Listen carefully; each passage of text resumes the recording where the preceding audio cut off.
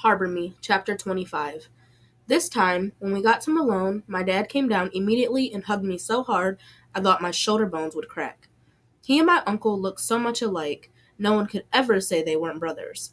But now my dad looked so much older. He had dark circles under his eyes and was wearing the glasses with thick black frames that he usually only put on to read. I just couldn't get myself down here last time, my dad said. I'm so sorry. I was having one of those days and it turned into the longest month of my life. I stood there listening to him. I wanted to tell him that when someone drives almost to Canada to see you, you ignore those days. You push past them. I wanted to ask him how come I knew this as a kid and he didn't know it as a grown up. But I didn't say any of this. I just nodded, said, "It's okay. At least we're all together now, right?" Because that part was true. I thought about Esteban's father being so far away from him and him not even able to visit. I looked over at my uncle. He was standing with his hands in his pockets, his feet a little bit apart. He and my father both looked so worried and sad. I nodded and said, "I get it, Dad. Because what if next time he didn't come down again? Or what if the car accident had taken both of my parents from me and he wasn't even here for me to be mad at? What if my uncle had been in the back seat?" My dad hugged me again. His prison uniform felt the same, stiff against my cheek, familiar as daylight. I'd never seen him in anything but those tan khaki pants and a tan shirt with a number on the pocket. After all those years, I should have known that number by heart. There was so much I wanted to remember, so many stories, but his number wasn't one of them. The story of his number was one I'd lock away in a room and write on the door of that memory. The end. Chapter 26. As we drove home that afternoon, I pulled my braids down over my eyes and thought about Kira's hands in my hair, the way they felt strong and warm and sure, the tiny point of her comb making straight parts between the braids, the smell of the lavender oil she rubbed into my scalp. I had sat there the way I did every time she did my hair, with my eyes closed and my head tilted down, secretly imagining Kira was my mother. I know that's stupid. Holly was sitting across from us, talking away and eating pretzels with peanut butter. I imagined my mom had put the bowl where it was between us. I imagined she'd say, "You've always loved pretzels and peanut butter, Haley. I remember when you were a baby, you grabbed a spoonful of peanut butter out of my hand and shoved it in your mouth. I was so scared. All those stories I heard about peanut butter allergies and how babies shouldn't have it until they were older. I tried to pry your mouth open with my fingers and scoop it out." But it was Kara talking. Kara who had pried Holly's mouth open. Kara's fear.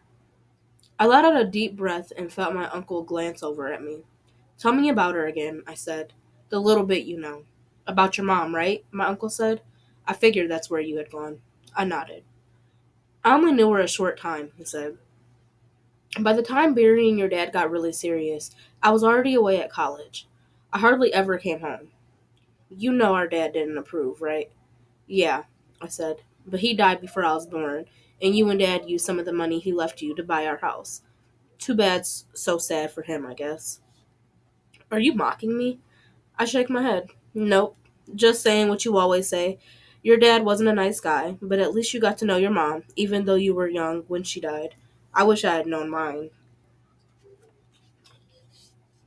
"You would have loved her like crazy hills," my uncle said, "and she would have been over the moon about you. She was over the moon about you." How many times had he started the story the same way? I knew exactly what he'd say next. In my head, I said it with him. Your parents loved each other like that romantic movie kind of love, except it was real. They truly, truly loved each other. My mother and father had met when they were both at Brooklyn College. My mother was studying to be a nurse, and my father wanted to be a teacher. They had some kind of advanced science class together. My uncle was still in high school then. He said my dad told him he'd never even imagined the two of them falling in love. Didn't even feel like a possibility. But then it happened, my uncle said. And your dad, when he told me about her, he just said, "She's the most amazing person I've ever met. You're gonna love her."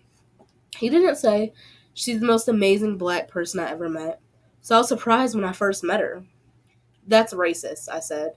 "Nah, it's just the truth. I was a young knucklehead with a skinny brain, and then I wasn't anymore." "She changed you," I said. "She woke you up. Both of you woke me up. And keep on waking me up." He tapped my head. The sun was starting to set, and the sky was a bright orange now. Upstate was so different from Brooklyn. There weren't buildings blocking the sky, and the mountains felt like they were just there to let color slip through them and around them, just there to help us see it all. Your mother would always try to pinch my cheek when I first met her, my uncle was saying. You're such a cutie, she'd say every time she saw me. Man, I'd get so mad about it. I mean, it wasn't like I was some little kid like you. Hey, you know what I mean. I was 15. 15 is almost a man. Almost, uncle. Just almost, but not. She was only 5 years older than me. I always loved to see her smiling, and it was so easy to make her laugh. He glanced at me. When you smile, it reminds me of her. I smiled into the window, trying to imagine my 20-year-old not yet mother pinching my uncle's cheeks. I could see her hands, dark with a bright red polish, but her face and her hair was blurred. She was tall, I said. Taller than your dad. And someone in her family had red hair too, I said, but not her. Red hair on both sides, my uncle said. You were doomed. I was doomed. My uncle laughed. Behind his glasses, I could see the lines at the edges of his eyes. Crow's feet. That's what people called them. Tiny maps of my life, he'd say. They were beautiful. We drove for a while without talking. We were listening to Joni Mitchell, a singer from way back before my uncle was a kid. She was singing about the color green. She had another song about the color blue, but the green song was one of my favorites. Her voice was sweet and high, but she could make it do crazy things and hold notes for so long, like it made your eyes water. My uncle sang along with her. There'll be icicles and birthday clothes, and sometimes there'll be sorrow. The story is not complicated. Since that time in the hospital, I'd asked my uncle about it again and again. I was born when my parents were both 26. Then when I was 3, they got into a car accident coming back from a party. My dad was driving, and when they got a block away from home, my dad accidentally hit the accelerator instead of the brake and mowed into a lamppost before swerving the car and hitting the outside wall of a donut shop. It was nearly morning and the streets were empty, so nobody came when he screamed for help. So we stumbled home to get my uncle to help him get my mom out of the car. She won't move, he kept saying. She won't wake up. My uncle's voice gets quiet when he tells that part of the story. My dad's nose was broken, and he had cuts on his hands and arms. My uncle was babysitting me. Before the 3 of us could get back to the car, the cops pulled up beside us and arrested my dad for leaving the scene of a crime and for drunk driving. He kept saying to me, my uncle told me, go get her, please go wake her up. My mother was 6 days away from her 30th birthday, but by the time the cops booked my father, my mother had been dead for hours. She will always be 29. Sometimes I say the words slowly to myself.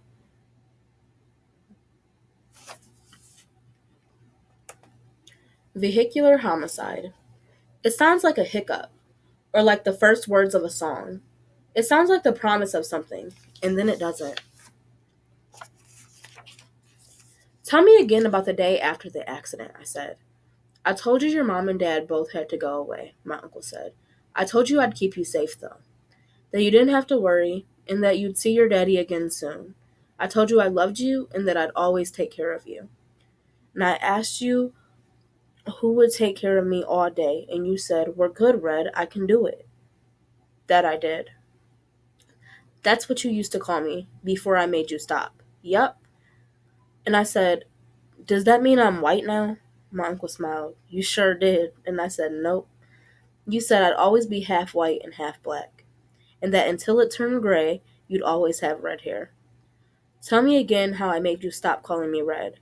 You said, my name is Haley, not Red, and not quietly either. My uncle laughed. I've never heard you have so much conviction before that day. I thought about Amari calling me Red and how I didn't mind it so much when he said it. And what did you think about how I said it? I thought, I'm raising a strong, brave girl. I'm doing something right. I leaned across the car and rested my head against his arm. Sometimes I don't feel so brave. Sometimes I just feel scared. I know, he said. That makes 2 of us.